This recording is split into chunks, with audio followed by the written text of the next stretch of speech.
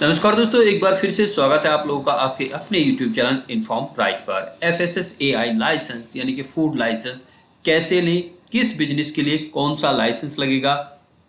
3 तरह के लाइसेंस होते हैं, रजिस्ट्रेशन, स्टेट और सेंट्रल। तो ये कौन से लाइसेंस किसके लिए होते हैं, अगर आप ऑनलाइन सेल करते हैं तो कौन सा आपको लगेगा, होटल रेस्टोरेंट या फिर शॉप है आपकी तो कौन सा लाइसेंस लगेगा, किसमें आप कितना सेल कर सकते हैं, कितना बना सकते हैं, वो सारी चीजें आप इस वीडियो में जानेंगे। चलिए वीडियो शुरू करते हैं। वीडियो आपको अच्छी लगेगी तो वीडियो को लाइक जरूर कीजिएगा। सबसे पहले जैसे हम बात करते हैं टू द पॉइंट, तो ये वेबसाइट है, इसका लिंक मैं आपको नीचे डिस्क्रिप्शन में दे दूंगा। फोस्कोस करके है, फूड सेफ्टी कंप्लायंस सिस्टम, और FSSAI food safety and standard authority of India, ये लाइसेंस होता है। इसी में यहाँ पे जैसे ही आप ये वेबसाइट खोलेंगे तो इसमें आपको जनरल, रेलवे स्टेशन, एयरपोर्ट, सी पोर्ट, तो ये आपसे पूछ रहा है कि आप ये बिजनेस कहाँ पे करना चाहते हैं। नॉर्मली जनरल यानी कि आप कहीं पे भी एक ऐसी जगह पे जो रेलवे स्टेशन ना हो या एयरपोर्ट ना हो, ठीक है। दूसरा, रेलवे स्टेशन पे करना चाहते हैं, एयरपोर्ट या सी पोर्ट पे करना चाहते हैं तो इसके लिए है आप यहाँ पे जनरल चुनेंगे, ठीक है। आप यहाँ पे जनरल चुनेंगे, या आपका अगर रेलवे स्टेशन पे है तो रेलवे स्टेशन, एयरपोर्ट पे है तो एयरपोर्ट। उसके बाद आप यहाँ पे अपना स्टेट चुनेंगे, ठीक है। कोई भी स्टेट आप यहाँ से चुन सकते हैं, जैसे कि मान लिया मैं यहाँ से हरियाणा चुनता हूँ तो हरियाणा मैंने चुन लिया। उसके बाद ये आपसे पूछेगा कि आप क्या मैन्युफैक्चरर हैं, मैन्युफैक्चरर हैं आप। तो मैन्युफैक्चरर में कौन आता है, जैसे दूध से दही बनाने वाले होते हैं, दूध से मक्खन बनाने वाले होते हैं, पनीर बनाने वाले होते हैं, इस तरह का, या समोसे बना के कोई बेच रहा है, या कोई खाना बना के बेच रहा है, होटल है, रेस्टोरेंट है, वो है, ठीक है, वहां पे आता है। दूसरा आता है ट्रेड और रिटेल्स। तो इसमें क्या है कि आपने कहीं से आप सामान लेके आए और आपने सामान बेच दिया दूसरी तरफ, ठीक है। आपने कम दाम पे सामान खरीदा, सेम सामान आपने कहीं दूसरे तरह का बेच दिया, दूसरे को बेच दिया। रिटेल में इसी तरह से आपने बल्क में सामान खरीदा और रिटेल में थोड़ा थोड़ा करके सेल कर दिया। फूड सर्विस आप जैसे कि होटल है, रेस्टोरेंट है, या कोई ढाबा है, वहां के लिए है। Central government agency, head office, ये सारी चीजें हैं। अब मान लिया कि अगर आप यहाँ पे देखिए, ये नीचे लिखा हुआ है, if manufacturing, processing dairy products, vegetable oils, meats products, noble foods products and all food processing units including repackets, ठीक है। तो यहाँ पे डेयरी यूनिट्स, ये सारी चीजें दी गई है कि आप क्या चीज इनमें से करते हैं, तो ये सारी चीजें हैं। अब जैसे कि मान लिया यहाँ पे देखिए 3 तरह के लाइसेंस होते हैं। पहला होता है लाइसेंस आपका रजिस्ट्रेशन।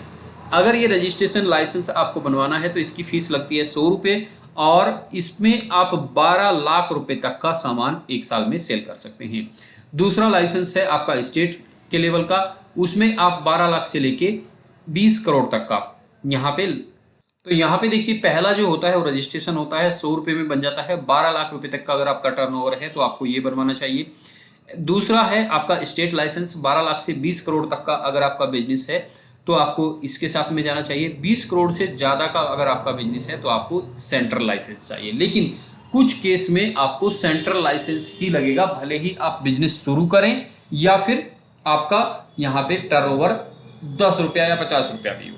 कहने का मतलब ये है कि बिजनेस शुरू करने के लिए भी कुछ केसेस में आपको सेंट्रल लाइसेंस लगेगा।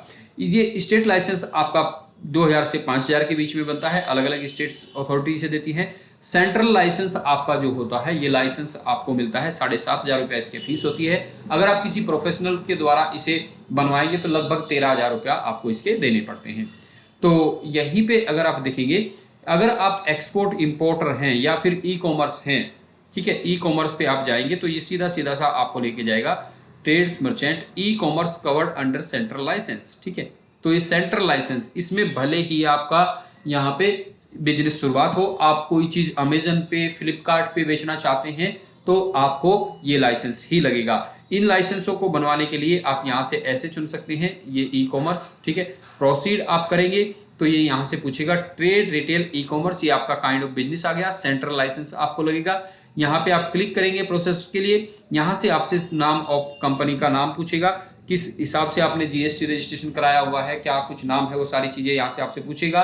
एड्रेस पूछेगा, डिस्ट्रिक्ट पूछेगा, पिन कोड पूछेगा, ये सारी चीज पूछ के आप सेव एंड नेक्स्ट करेंगे। आपसे नेक्स्ट में डिटेल पूछेगा प्रोडक्ट सिलेक्शन की, आपने क्या क्या यहाँ पे प्रोडक्ट इसमें रखे हुए हैं।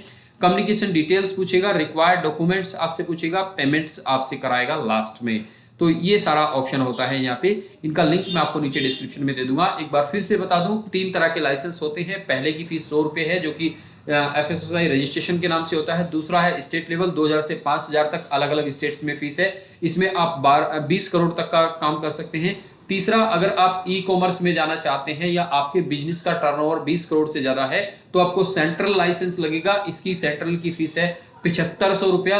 ये फीस आपको सालाना यानी कि रिन्यूअल कराना पड़ेगा।